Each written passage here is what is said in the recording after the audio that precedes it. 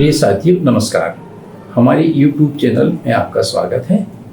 आज से हम आपकी सेवा में एक नई वीडियो सीरीज प्रस्तुत कर रहे हैं जिसका शीर्षक है इजराइल फिलिस्तीन समस्या का एकमात्र स्थायी एवं सर्वमान्य समाधान। मैं शीर्षक को पुनः दोहराना चाहूँगा।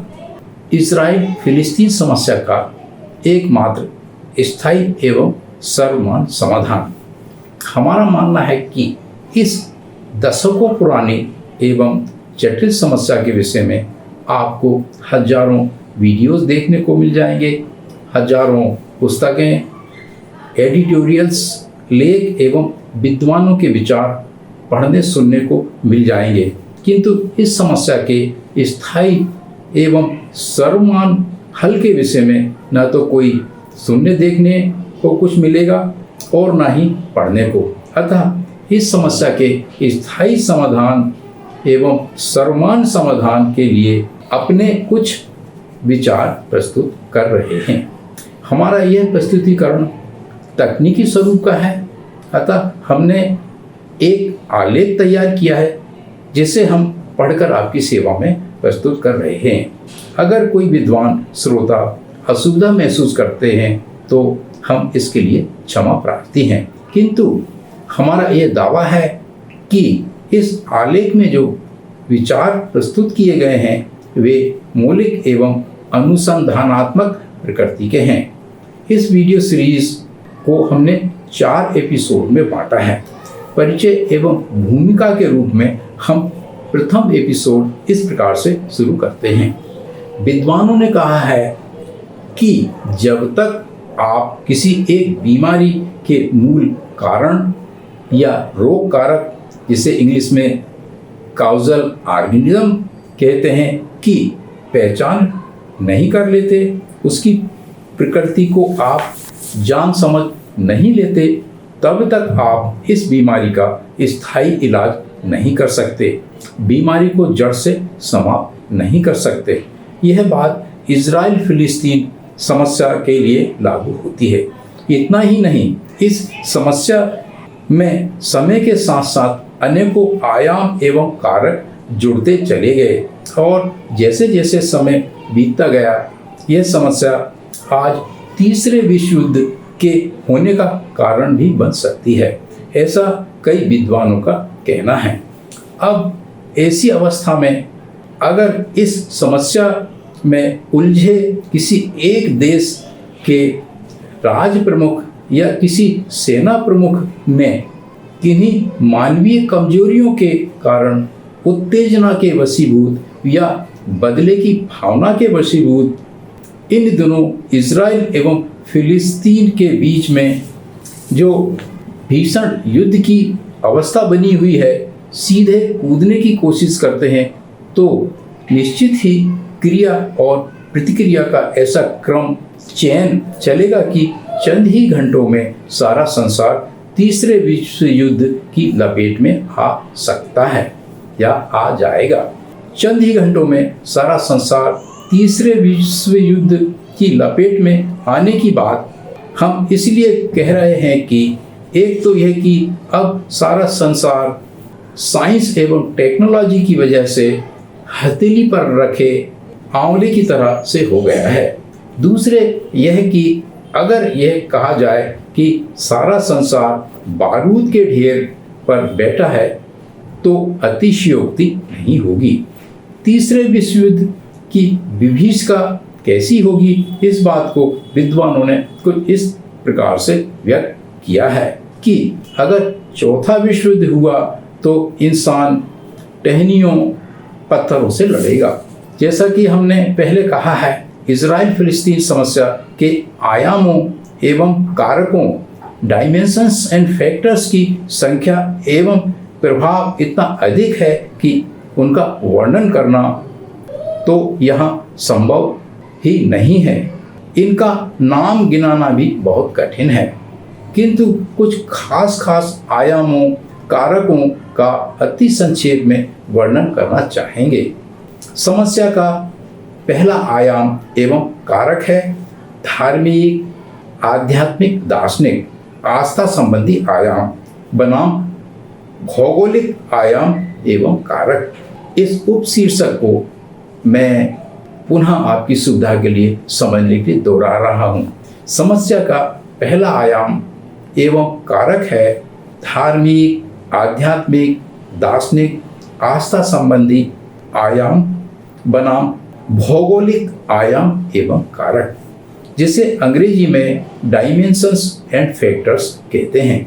इसकी व्याख्या इस तरह से है कि यह संयोग या दुर्संयोग ही कहा जाएगा कि ये जो फिलिस्तीन क्षेत्र है इसमें यरूशलेम नाम का एक बहुत ही पुराना शहर है।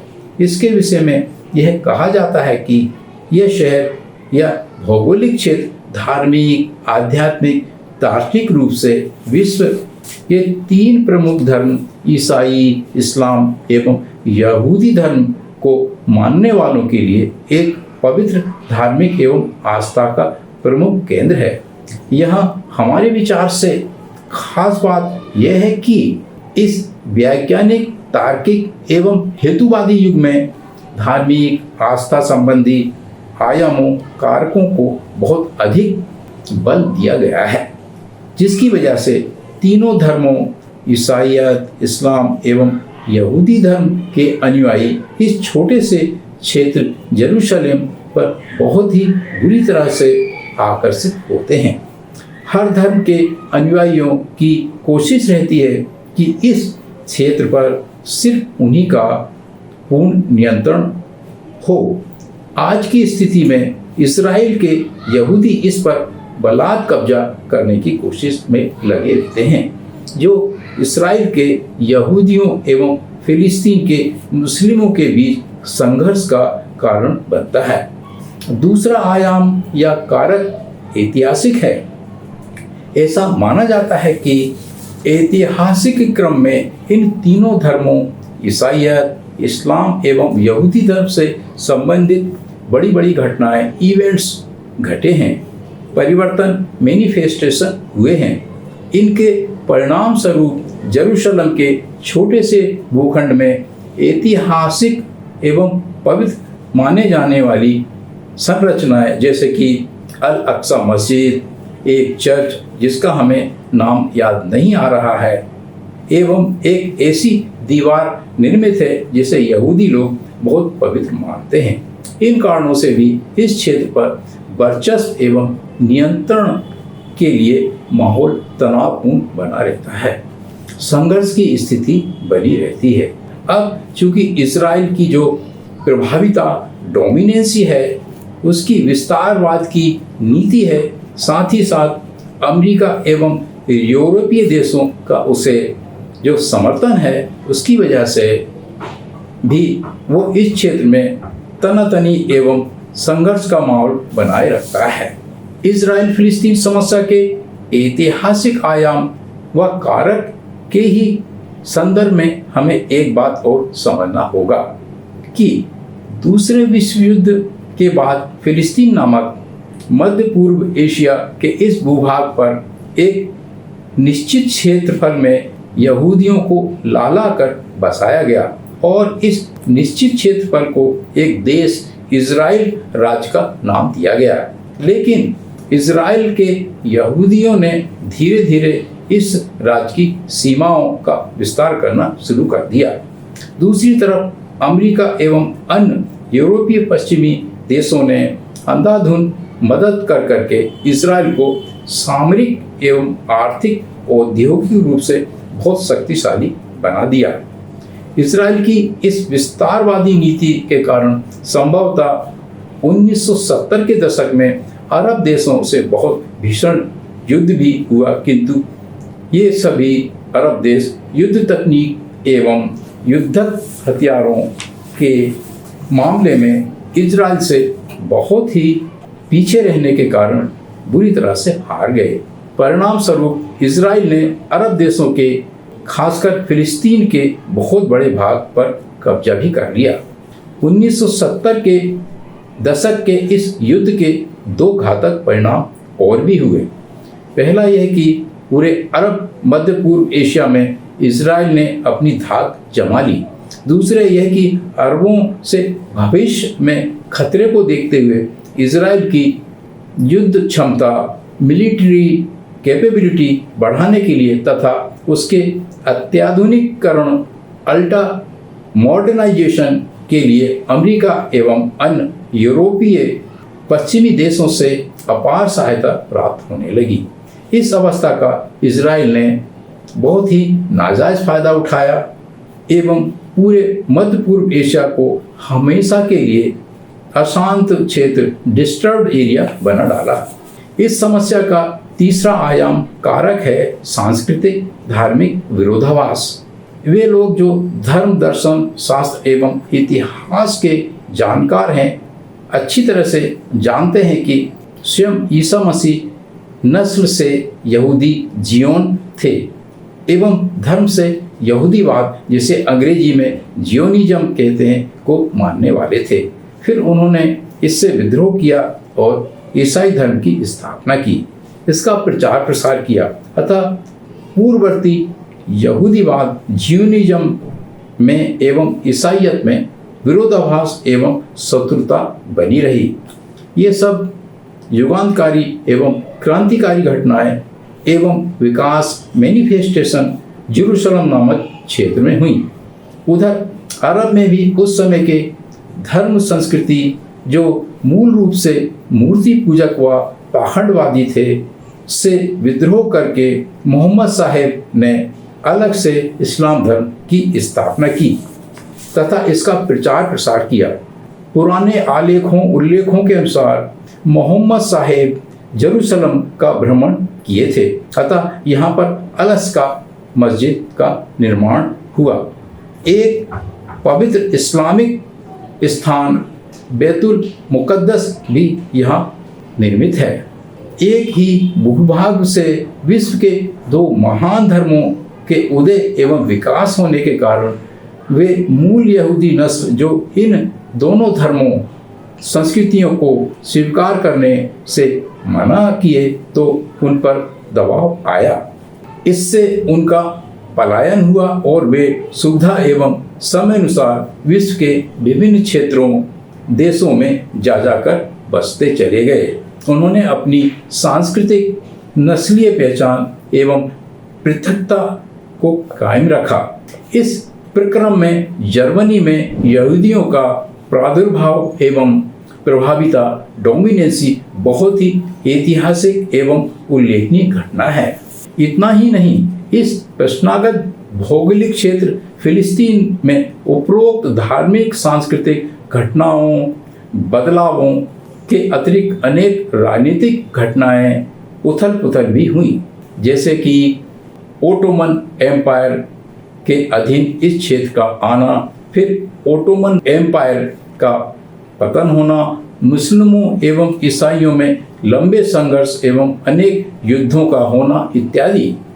इन लंबे संघर्षों एवं युद्धों का परिणाम यह हुआ कि यह मिडिल ईस्ट, अरब जगत कभी अंग्रेजों के अधीन रहा, कभी अरबों एवं अन्य राजकुलों के अधीन।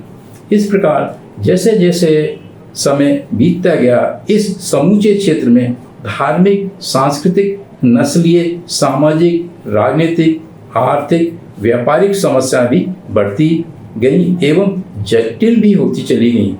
इसी दरमियान दीर्घकालीन उथल पुथल के कारण यहूदी नस्ल इस क्षेत्र अर्थात फिलिस्तीन क्षेत्र से प्रायः सारे संसार में तितर बितर हो गए। और जैसा कि हमने पहले कहा है, जर्मनी में तो वे बहुत फूले फले, बहुत तरक्की भी किए और मात्र जर्मनी के ही नहीं, सारे संसार को जीवन के हर क्षेत्र में बहुत कुछ दिए।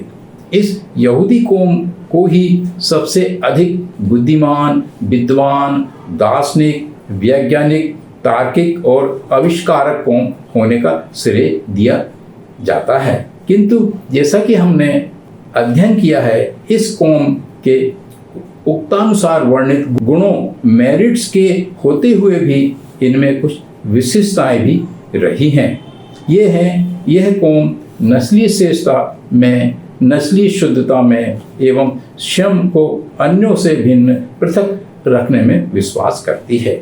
हमारी इस बात को इस तरह से समझा जा सकता है कि जैसे कि भारत में आर्य सवर्ण नस्ल के 4 वर्णों में से प्रथम क्रम का वर्ण ब्राह्मण वर्ण स्वयं को सबसे श्रेष्ठ मानता है और पृथकता का सिद्धांत मानता है।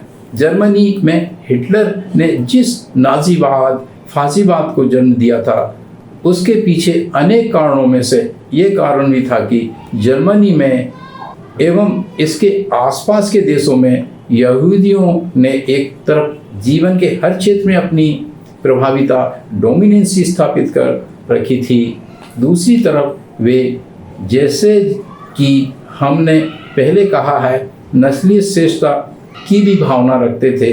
यही वे अवस्थाएं थी जिनके कारण हिटलर को जर्मनी के आम जर्मन लोगों को यहूदियों के विरुद्ध भड़काने में नफरत पैदा करने में मदद मिली। इसी प्रसंग में यह एक तथ्य और भी उजागर करना प्रासंगिक होगा कि जब हिटलर एवं अन्य जर्मन मूल के लोग ये देखते समझते होंगे कि विदेशी गैर जर्मनी यानी यहूदी अल्पसंख्यक अपनी नस्ली श्रेष्ठता की डींगे हाँकते हैं तो हम मूल निवासी जर्मन क्या किसी से कम हैं? तब हिटलर ने भी अपने दार्शनिक गुरु नेस्ची से सलाह लेकर जर्मन मूल के लोगों को आर्य नस्ल कहकर पुकारा और ये घोषणा की कि विश्व का सबसे श्रेष्ठ नस्ल आर्य नस्ल ही है। इस आर्य नस्ल को ही ईश्वर ने पृथ्वी पर शासन प्रशासन करने के लिए भेजा है। अनेक विद्वानों का यह भी मानना है कि हिटलर ने अपने गुरु नेस्ची से सलाह लेकर जो नाजीवाद का दर्शन प्रतिपादित किया था उसकी प्रेरणा उसने हिंदू धर्म ग्रंथों अर्थात ब्राह्मणवाद से ही प्राप्त की थी। जिस तरह से भारत के आर्य चतुर्वर्णी स्वयं को आर्य नस्ल कहते हैं, हिटलर भी स्वयं को आर्य नस्ल का कहता था। यही कारण है कि उसने अपनी सेना के लिए अपने झंडों पर ब्राह्मणवादियों द्वारा इस्तेमाल किए जाने वाले स्वास्तिक चिन्ह को बहुत ही उभरे रूप में इस्तेमाल किया। इन सब बातों को दस्तावेजी प्रमाणों के साथ हमने हमारी YouTube चैनल पर प्रसारित एक वीडियो सीरीज के माध्यम से प्रस्तुत किया है। इस वीडियो सीरीज का शीर्षक है पुस्तक समीक्षा ब्राह्मणवाद, क्या नाजीवाद, फाजीवाद, नस्लवाद जियोनिज्म का जनक है। पर्दे पर उभरी आई बटन को दबाकर आप इस वीडियो सीरीज को देख सकते हैं। ये बात भी बहुत कम लोगों को मालूम है कि यहूदियों के विरुद्ध आम जर्मन लोगों को भड़काने एवं नफरत फैलाने के लिए हिटलर और उसके साथी जिस प्रकार प्रचार प्रसार सामग्री का प्रयोग करते थे उनमें सबसे ज़्यादा कारगर सामग्री थी लीफलेट एवं पम्पलेट का वितरण। इन लीफलेट्स एवं पम्पलेट्स में विभिन्न तालिकाओं के आंकड़ों के माध्यम से ये बताया जाता था कि देखो विदेशी यहूदी अति अल्पसंख्यक होते हुए भी जीवन के हर क्षेत्र में मूल जर्मन बहुसंख्यकों से बहुत आगे हैं। हमारी इस बात को ठीक इस तरह से समझा जा सकता है कि जैसे कि भारत में वामसेफ नामक संगठन भारत के हर क्षेत्र में 3% ब्राह्मणों की अत्यधिक अनुपात में वर्चस्व को दर्शाने वाले विभिन्न प्रकार के लीफलेट्स एंड पम्पलेट जारी करता रहता है। यही वे कारण या कारक थे जिनसे कि विश्व का कुख्यात जीनोसाइड नरसंहार हुआ और यही भी कारण या कारक थे जिनसे कि विश्व का कुख्यात यहूदी जीनोसाइड नरसंहार हुआ और दूसरे विश्व युद्ध का कारण बना। अब हम यहाँ वीडियो सीरीज का यह प्रथम एपिसोड समाप्त करते हैं। अगर आपको ऐसा लगता है कि आपकी जानकारी में कुछ वृद्धि हुई है और हमारे विचार मौलिक हैं तो कृपया हमारी चैनल को सब्सक्राइब करने, लाइक करने और शेयर करने का कष्ट करें। पूरा वीडियो देखने एवं हमारे साथ बने रहने के लिए बहुत बहुत धन्यवाद। पुनः नमस्कार।